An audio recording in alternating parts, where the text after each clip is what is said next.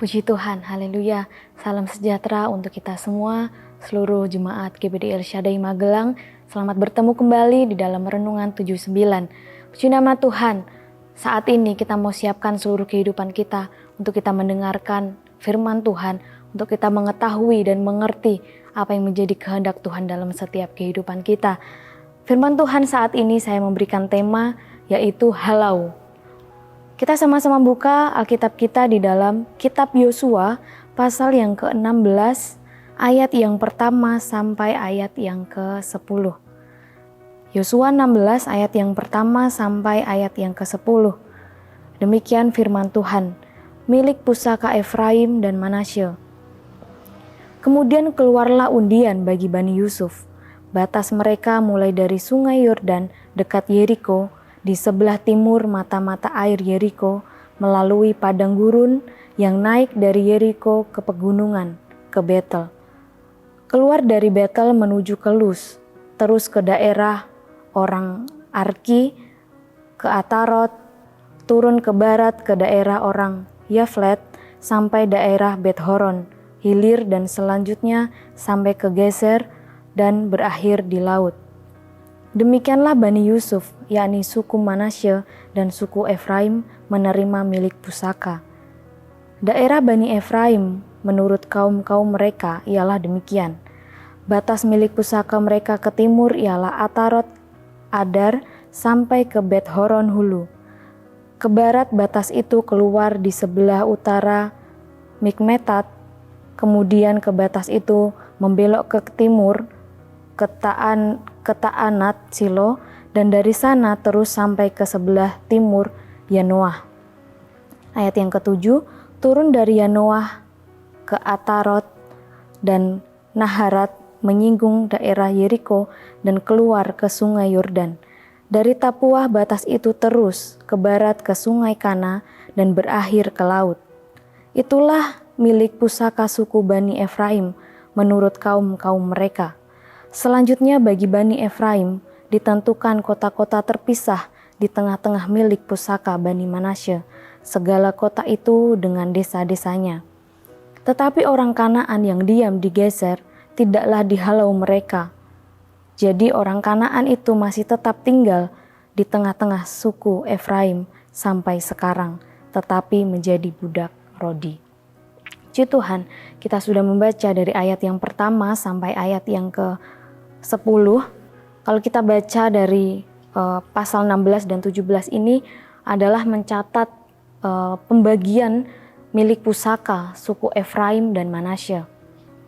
Tanah pusaka untuk Yusuf dibagi menjadi dua, yaitu untuk Efraim dan Manasye, kedua anaknya. Masing-masing mendapat bagian yang penuh.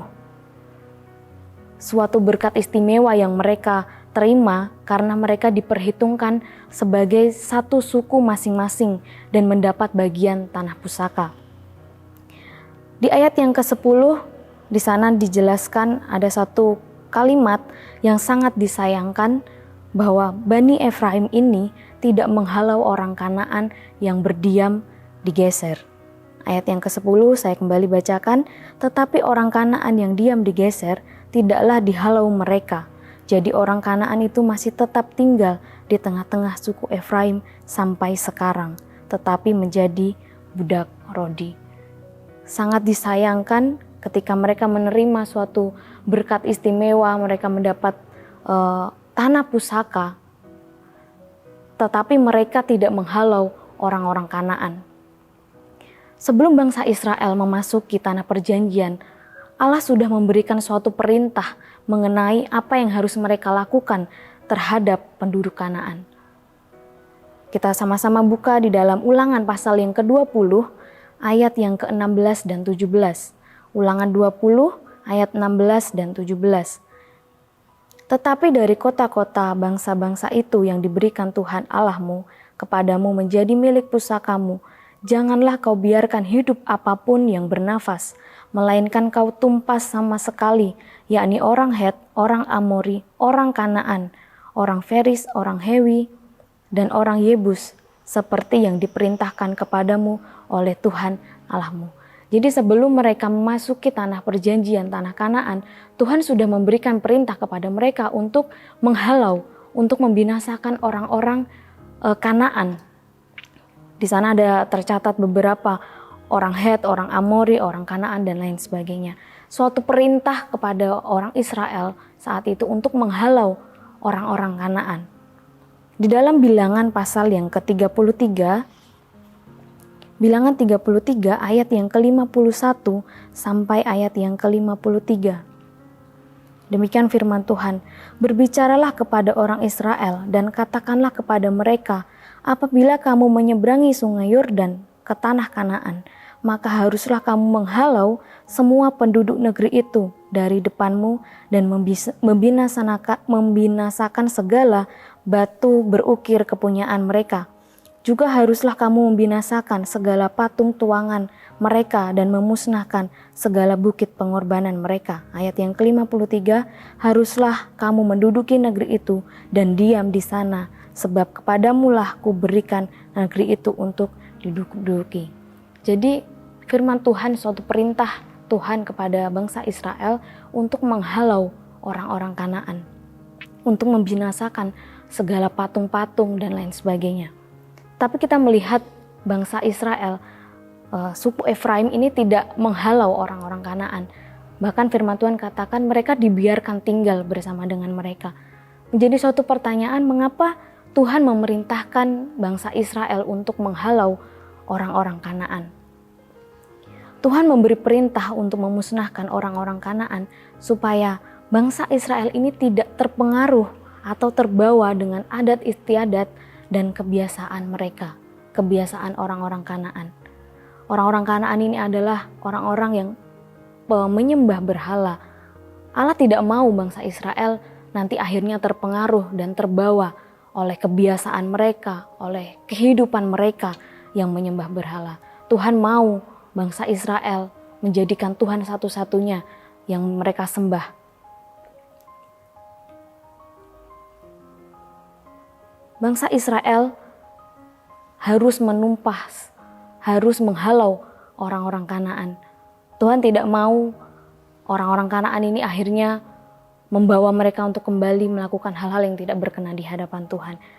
Di dalam Ulangan pasal yang ke-20, ayat yang ke-18, di sana dikatakan supaya mereka jangan mengajar kamu berbuat sesuai dengan segala kekejian yang dilakukan mereka bagi Allah mereka, sehingga kamu berbuat dosa kepada Tuhan Allahmu.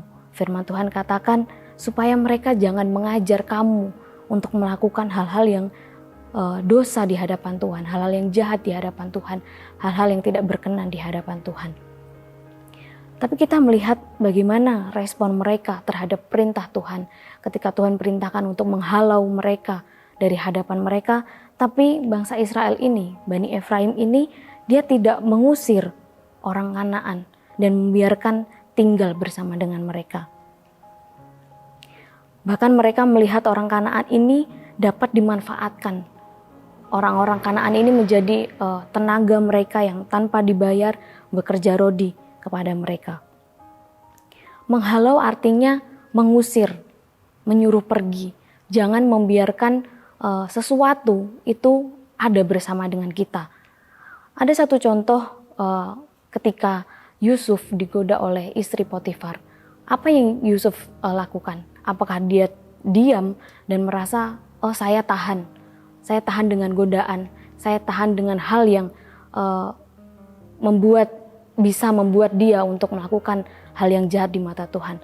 Tetapi Yusuf ini pergi meninggalkan istri Potifar, menjauh.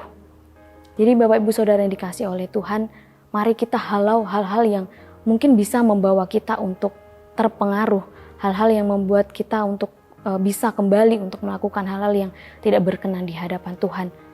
Jangan biarkan hal itu ada di dekat kita, artinya ada di sekeliling kita.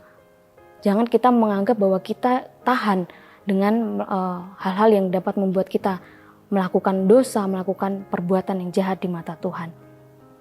Di dalam Amsal pasal yang ketiga, ayat yang ke-7, Amsal 3 ayat yang ke-7 di sana dikatakan, janganlah engkau menganggap dirimu sendiri bijak, takutlah akan Tuhan dan jauhilah kejahatan. Jauhilah kejahatan. Di dalam 1 Korintus pasal yang ke-15 ayat yang ke-33 dan 34, 1 Korintus 15 ayat yang ke-33 dan 34. Janganlah kamu sesat, pergaulan yang buruk merusakkan kebiasaan yang baik. Sadarlah kembali sebaik-baiknya dan jangan berbuat dosa lagi. Firman Tuhan jelas katakan, jangan biarkan hal-hal yang mampu membuat kita kembali untuk hidup tidak berkenan di hadapan Tuhan, hal-hal yang mampu mempengaruhi kita untuk hidup tidak berkenan, melakukan hal yang jahat, melakukan dosa di hadapan Tuhan. Jangan biarkan itu terus ada di sekeliling kita. Jangan biarkan itu dekat dengan kita, melainkan halau, usir, menyuruh pergi. Kita meninggalkan hal-hal yang jahat di mata Tuhan, supaya kita tidak terpengaruh, supaya kita tidak terbawa lagi untuk kita hidup tidak berkenan di hadapan Tuhan. Sebagai umat-umat Tuhan, kita adalah orang-orang yang sudah dimerdekakan dari dosa. Kita sudah dibawa meninggalkan hal-hal yang tidak berkenan di hadapan Tuhan. Mari kita jaga hidup kita supaya kita tidak kembali terpengaruh, supaya kita tidak kembali terbawa dengan arus yang jahat, supaya kita tidak lagi melakukan dan hidup dalam kejahatan di dalam dosa. Bangsa Israel, mereka dibebaskan dari perbudakan, mereka sudah dibebaskan dari Mesir, mereka menjadi orang-orang yang merdeka, bebas dari perbudakan. Tetapi mereka tidak mau menuruti perintah Tuhan, mereka membiarkan orang Kanaan ini ada bersama dengan mereka. Menjadi pelajaran untuk setiap kehidupan kita sebagai orang-orang yang sudah dimerdekakan dari dosa. Mari kita jaga hidup kita, jangan biarkan kita dekat dengan hal-hal yang mampu, yang bisa membawa kita untuk hidup tidak berkenan di hadapan Tuhan. Puji nama Tuhan, biarlah firman Tuhan saat ini kembali mengingatkan setiap kehidupan kita untuk kita menghalau hal-hal yang tidak berkenan di hadapan Tuhan, hal-hal yang mampu membuat kita terpengaruh, terbawa untuk melakukan hal-hal yang tidak benar di hadapan Tuhan. Mari kita sama-sama berdoa. Terima kasih Tuhan untuk kebenaran firman-Mu yang Kau beritakan dalam setiap kehidupan kami. Kembali kami belajar Tuhan, menjadi umat-umat Tuhan yang merdeka di hadapan Tuhan. Tidak lagi kami berkompromi dengan dosa, tidak lagi kami membiarkan hal-hal yang mampu mempengaruhi kami, membawa kami untuk melakukan hal-hal yang jahat di mata Tuhan, ada di sekitar kami, ada dekat dengan kami, tapi kami mau menjauhi itu di hadapan Tuhan, kami mau hidup benar di hadapan Tuhan, menjadi orang-orang yang menyenangkan hati Tuhan. Terima kasih Tuhan, terus tanamkan firman-Mu dalam setiap hidup kami. Roh Kudus menolong setiap umat-umat-Mu untuk melakukan setiap kebenaran firman-Mu. Terima kasih Tuhan, terpujilah Engkau Tuhan yang melakukan perbuatan yang ajaib. Terpujilah kiranya nama-Mu yang mulia selama-lamanya dan kiranya kemuliaan-Mu memenuhi seluruh bumi. Kami mengucap syukur Tuhan untuk kebaikan-Mu, untuk firman-Mu saat ini. Dalam nama Tuhan Yesus Kristus, haleluya, amin.